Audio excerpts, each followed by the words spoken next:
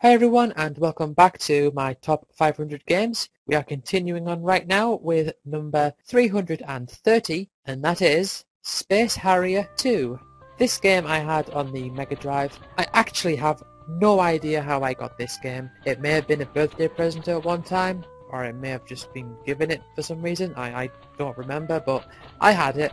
The main memory I have about this game is that the box cover used to scare me a bit. It used to creep me out a bit, the way that there was that monster head. It was kind of like a Medusa head, but it wasn't really Medusa. It was like a weird creature with horns. She looked like she could have been a Medusa, I suppose, but no, she wasn't. Well, yeah, I was pretty creeped out by that box cover, so I remember that when I went to bed, especially during the summertime, because in summertime, given my location in the world, summertime at 9 o'clock it was still bright and sunny outside, but 9 o'clock was my bedtime for when I was younger.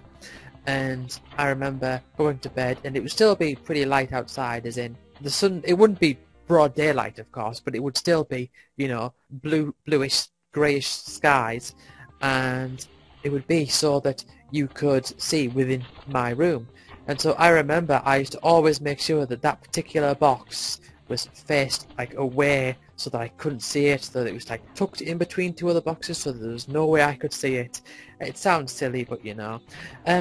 As for the game itself, it's sort of like one of those continuous shooters, apart from it has a 3D perspective to it, whereby instead of going from left to right or bottom to top or whatever, you're going forwards, like into the screen.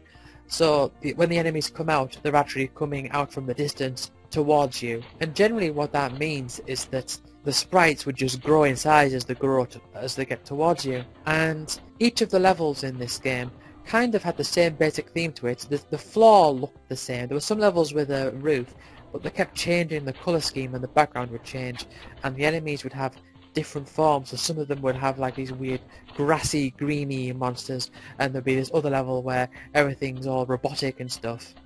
And you could choose the level that you started on, which is quite strange, but the way that it worked is that you started on the level that you chose on, and then when you got to the last level in the list, you sort of looped around and did the first bunch of levels that you missed off. Which is strange. I always felt that it was best to just start with the first level and just continue on from there. And then once you've done that, that's when you have a boss rush and the final boss, which is the dark version of the main character. I do remember the music to this game as well, and I do remember quite liking the music. But again, I don't remember how I got this game or whatever, I just remember having it. Which I suppose is probably the case for quite a few of the Mega Drive games. Number 329 is Puyo Pop Fever. Now, Puyo Puyo, Puyo Pop, whatever, is basically the standard game for dropping beans from the roof of the screen. There's a few variations. Dropping beans from the top of the screen and having to match them up in order to get them to disappear and build up chain reactions and stuff. In this game specifically, this was a GameCube game, and I remember in this game specifically, they had a story to it which was kind of silly. I remember it was kind of like, you had the main character who was late for school, and their punishment was that they had to have a game of Puyo Pop against the teacher, or something like that. Then a bully would come out and be like, haha, I challenge you to a game of Puyo Pop. You also had different segments where you would have different arrangements that you would have to sort of set up and just clear out those types of screens that, like, as if it was like a sudden puzzle mode was introduced to you. I didn't actually get too far into this game from what I recall. It didn't seem to have all that much going on, but I had played games with the same sort of theme before and the same basic gameplay before, and I knew I liked it, so that's why I played it and that's what I thought of it. Number 328 is Mega Man Powered Up. This is a PSP version of Mega Man. It was sort of like a variation of the original Mega Man. Now, I never had this game, but my brother did, and he let me play it for a while. And it basically has the cute, cartoony, chibi style graphics to it. And as far as I could tell, it was just a Mega Man game. It was like Mega Man 1, sort of. But what I did like about this game was that it had a level editor, and I was all over that. I was generally all over level editors in general, but I remember my brother made a level in this game where it was like, there were pits all over the place, but some of them led to hidden different paths and stuff. But your instinct is when you see a pit is to jump over it, so that seems rather strange. Maybe there was a bit more creativity that was viable in this particular level editor, I don't know. Number 327 is Knit Underground. Now, this game came out for the PS3/Vita. It was one of those download games. And I have seen playthroughs of other Knit games, but I've never really actually played through them. Like at all, really. But I have played through some of this game, and I like what I played of it. I got stuck at one point. That was the issue that I had. But what was really interesting about it, and what I really liked about it, was that it was one of those open space platformers, but it seemed more puzzle based than something that you would expect from something that was so open spaced. Usually when you have a platformer that's puzzle based, it's usually within very close proximity of each other. You've got the pieces you've got to fit together. This one was different in that it was quite wide with all of its different like layouts and stuff. Of course there were the condensed areas that you had to go through, but generally speaking you had these wide open areas, and there were different sort of mechanics that let you fly straight up, and you had to like go around and collect things, and I got stuck at one point so I couldn't continue, but I liked it. Number 326. Now, okay, this game wasn't given an official name as far as I was aware when I was playing it, but I found out later on its name, and so I'm just going to call it that name, and it's Blue Sphere. And Blue Sphere is the game that you get when you put the Sonic & Knuckles cartridge in the Mega Drive, and then you put the Sonic 1 cartridge on top of that, or it may have been any other cartridge, I'm not sure, but I used the Sonic 1 cartridge, and then you get this game called Blue Sphere. The reason I call it Blue Sphere is because on the Sonic Mega Collection on the GameCube, when you unlock the game, it's called Blue Sphere, so Blue Sphere is the name I've got with it. And basically, Blue Sphere is, you load up the game and it has different icons of Sonic, Knuckles, Tails and Robotnik, and it says no way across the screen, but if you press A, B and C all at the same time, you will go to this game, and you will have passwords to put in, and you will have your character select between Sonic and Knuckles, and you can just go ahead and play the game, and it will put you into one of the Sonic 3 and Knuckles special stages. And Blue Sphere is basically loads of these stages. Now, the level number goes up into the millions, so I don't know exactly how many different levels there are in total, but I just know that the number goes into the millions. Now, the way that it works is that, well, in the Sonic 3 and Sonic and Knuckles and Sonic 3 and Knuckles, in those set of games, the way that this works is that if you clear out all the blue spheres, you win the Chaos Emerald. The way that you clear all the blue spheres is just to walk through them.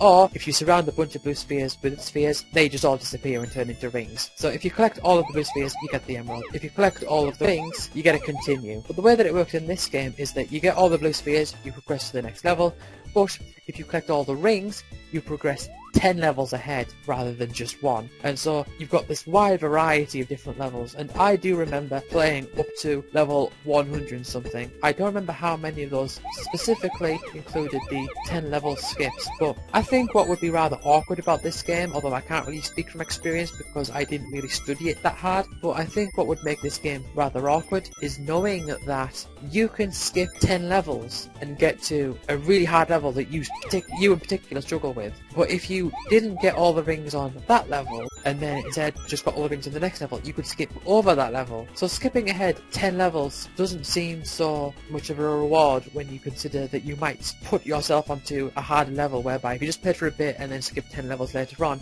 you might actually bypass a level that you could otherwise just get stuck on. But yeah, that's that.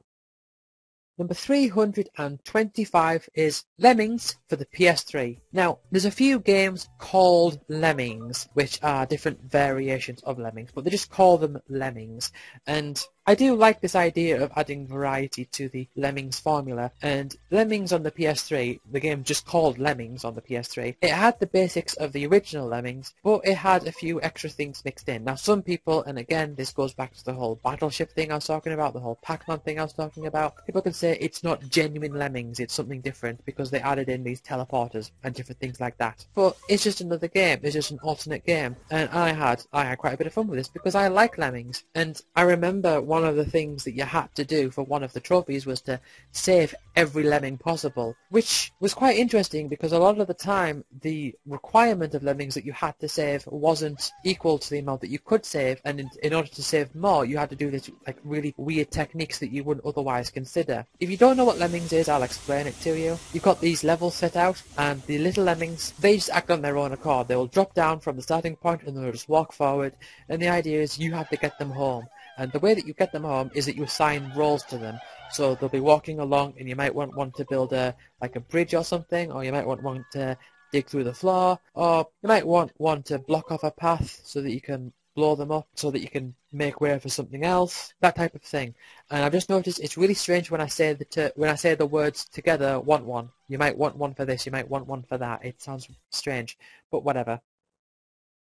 Number 324 is Pokemon Play It. Pokemon Play It is an odd one, to say the least. Pokemon Play It is basically a game that you got with a particular box of Pokemon cards that my brother got one Christmas, I think it was. It was a set called Tempest, whereby in it you got some Pokemon cards. I think it was a water electric deck, and you got some things like you got some damage counters, you got a coin, you got a poster, things like that, and it all came in one box. And I remember the advert for this game. It was just saying, "It's in the box." Well, what do we do if we need this? It's in the box. I remember that. And Pokemon Play It is the PC game that came with it that you got on this disc. And it's basically a teaching tool for the Pokemon trading card game. You have a series of levels with this really weirdly animated girl who's trying to explain the rules to you.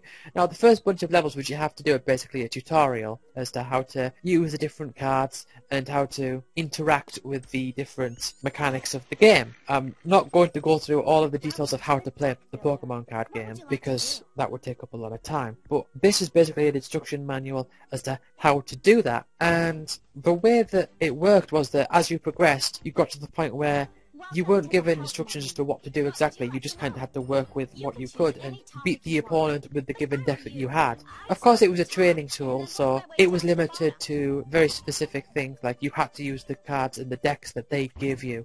There was a deck creation system thing within the game, but you couldn't actually use those in the game itself. You could only make the decks and then print it off. So you could use the in-game sort of system to make a different deck and then print off that list, and then the list would print off, basically as just a way of saying, now you know how to play Pokemon cards, design your own decks, make notes so that you can go out and collect the cards, that type of thing. But I love the Pokemon trading card game, so this game is firmly on this list. Of course, it's only not higher because of how limited this piece of technology was. And I also remember that you also could unlock these wallpapers. Do you remember when that was a thing? Unlocking wallpapers, because you couldn't just go online and just find a thing straight away. You had to unlock them. That was interesting. I remember that was good. I remember being happy that I managed to unlock the Mewtwo wallpaper. Number 323 is a game called Flicky, and this is a Mega Drive game. Once again, a game I didn't have on the Mega Drive.